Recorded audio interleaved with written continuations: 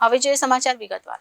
સુરત શહેરમાં 15મી એપ્રિલના દિવસે વર્લ્ડ મેમન ડેની ઉજવણી કરવામાં આવી હતી। સાથે સાથે આ વખતે તમામ ધર્મના ધર્મગુરુઓનું એક સ્નેહ મિલનનું પણ આયોજન કરવામાં આવ્યું હતું। આ વખતે વર્લ્ડ મેમન ડે અને પવિત્ર ઈદનો તહેવાર સાથે સાથે ઉજવવાનું નક્કી કરાતા તેમાં તમામ ધર્મોના ધર્મગુરુઓને એક મંચ પર આમંત્રણ આપી સ્નેહ મિલન યોજવામાં આવ્યું હતું। Adajan Patiya SMC community hall ખાતે યોજાયેલા આ સ્નેહ મિલન કાર્યક્રમમાં કારી રશીદ અહેમદ અજમેરી સાહબ, ઇસ્લામિક વિદ્વાન સૈયદ બુરહાનુદ્દીન ઉર્ફ ફૈઝલ બાવા, નાયબ સજ્જાદા નશીન ખ્વાજાદાના દરગાહ ફાધર ડેનિશ અમીન, બીએપીએસ સ્વામિનારાયણ સંતો, ગાયની ગુરમીત સિંહજી, લાલસિંહજી, પદ્મશ્રી શ્રી યઝદી કરંજિયા, મુદર ભાઈ સાહેબ જમાલુદ્દીન આમિલ સાહેબ, કદીરભાઈ પીરઝાદા, મૌલાના રફીક નાદા સાहब, doctor Mohsin Lokhandwala, doctor Farookji Patel, MS Shaikh, AS Sonara ઉપસ્થિત રહ્યા હતા।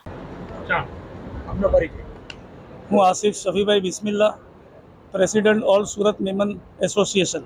આજે કેવા પ્રકારનો કાર્યક્રમ રાખ્યો છો? ઉદ્દેશ આજે 15મી એપ્રિલના દિવસે અમે એક ઈદ મિલનનો કાર્યક્રમ રાખેલો છે, જે 10 એપ્રિલના દિવસે અમારો વર્લ્ડ મેમન ડે ઉજવાય છે એનો કાર્યક્રમ અને ઈદ મિલનનો કાર્યક્રમ આજે અમે આ બે કાર્યક્રમ એક સાથે મૂકેલા છે। એમાં શહેરના દરેક ધર્મના અગ્રણીઓ આવે છે અને ઘણા મહાનુભાવો અહીંયા પધારેલા છે અને mayor Shri, standing committee chairman Shri, અધિકારીઓ શ્રીઓ બી આવેલા છે અને આજનું આ પ્રોગ્રામ અમે રાખેલું છે।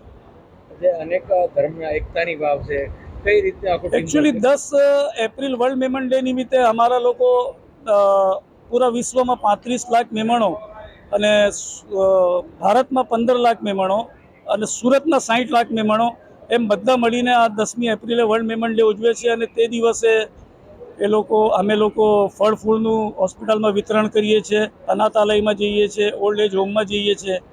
આવા બધા નોબલ કાર્યો અમે કરતા હોઈએ। સાથે સાથે વિશ્વમાં દરેક જગ્યાઓ પર આવી રીતે સમિટો થાય છે, મિટિંગો થાય છે અને ભાઈચારાની આપણે સંદેશો આપવામાં આવે છે। જી મારો પરિચય, હું ઓલ ઇન્ડિયા મેમન જમાતનો ઝોનલ સેક્રેટરી છું, તેમજ સૌરાષ્ટ્ર અલાય મેમન જમાતનો પ્રેસિડેન્ટ છું।